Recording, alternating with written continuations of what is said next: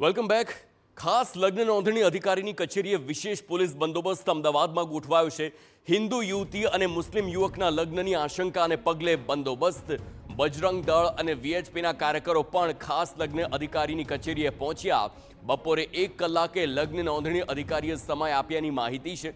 લગ્નના કિસ્સામાં યોગ્ય પ્રક્રિયાનું પાલન ન થતું હોવાનો પણ આક્ષેપ છે. 150થી વધુ પોલીસ જવાનોને તૈનાત કરવામાં આવ્યા.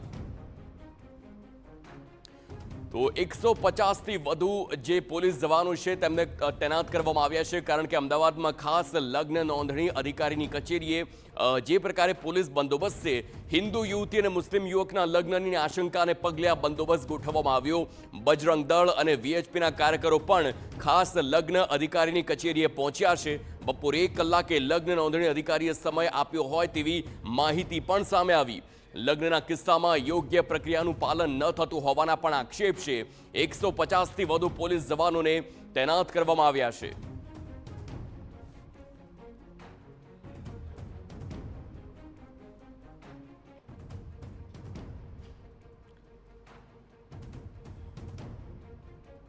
તો આ પ્રકારના જે દ્રશ્યો સામે આવ્યા છે અને તેની સાથે જ પોલીસના જવાનોનો ખડકલો જોવા મળ્યો છે. આ ખૂબ જ ગંભીર બાબત હવે બનતી જોવા મળી રહી છે.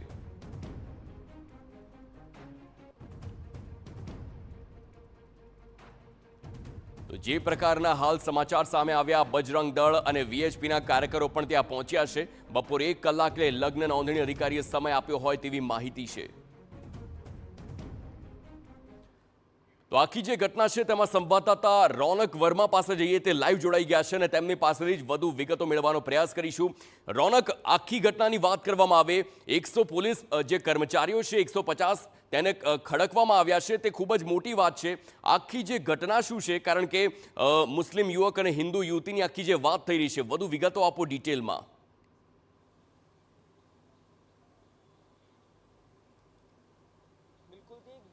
બહાર જ્યારે લગ્ન કરવા હોય તેના માટે આપણે જે રાજ્યમાં રહીએ છીએ ત્યાં આગળ ખાસ લગ્ન નોંધણી અધિકારી હોય છે.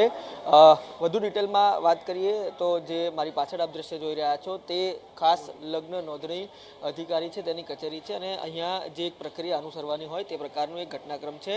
પરંતુ આજે 1 વાગ્યાનો સમય છે, એક લગ્ન માટે સમય આપવામાં આવ્યો છે અને તેના માટે જ ખૂબ મોટો પોલીસ બંદોબસ્ત છે તે ખડકી દેવામાં આવ્યો છે. વીએચપી બજરંગ દળના કાર્યકર્તાઓ પણ હાજર છે. સમગ્ર વિગત તેમની પાસે જાણીએ. શું સમગ્ર ઘટના છે, શું હકીકતો છે? એક બેન 2 મહિના પહેલાં કંઈક એવું મેરેજ રજીસ્ટ્રેશન કરાવી ગયા છે. કદાચ આજે 4 મહિના પૂરા થવા આવવાના, આજે છેલ્લો દિવસ હોઈ શકે.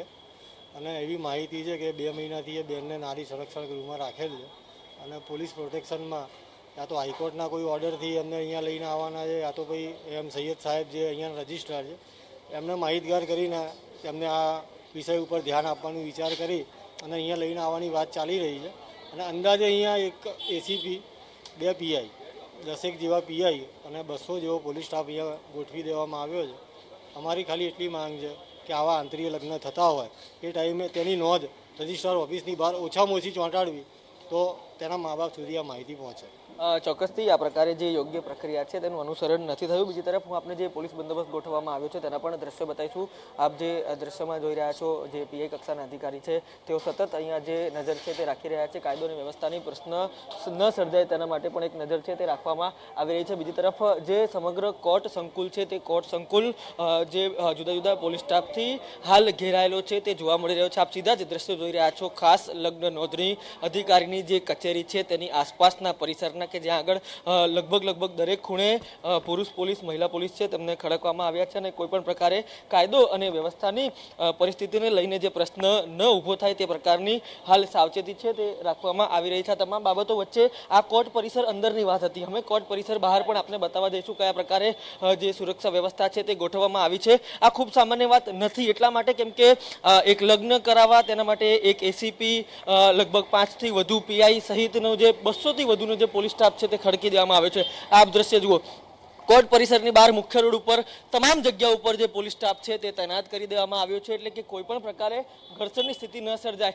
ન માત્ર એટલું પરંતુ જે પોલીસ વાહનો છે તે પણ મોટી સંખ્યામાં અહીંયા તૈનાત કરવામાં આવ્યા છે, ડિપ્લોય કરવામાં આવ્યા છે. 1 વાગ્યાનો સમય જે આપવામાં આવ્યો છે, જેમાં યુવતીને નારી સંરક્ષણ ગૃહમાંથી અહીંયા લઈને આવવામાં આવશે અને ત્યારબાદ લગભગ જે પણ પ્રક્રિયા છે તે અનુસરવામાં આવશે. આ પ્રક્રિયા જે છે તેના માટે એવું અત્યારે જે સૂત્રો તરફથી માહિતી મળી રહી છે તે પ્રમાણે જે અધિકારી છે તેમના દ્વારા પોલીસ સ્ટાફ છે તે માંગવામાં આવ્યો છે અને તેના જ કારણે અત્યારે જે ખાસ લગ્ન નોંધણી અધિકારીની જે કચેરી છે તેના આસપાસ ખૂબ મોટી માત્રામાં પોલીસ બંદોબસ્ત છે તે ગોઠવી દેવામાં આવ્યો છે.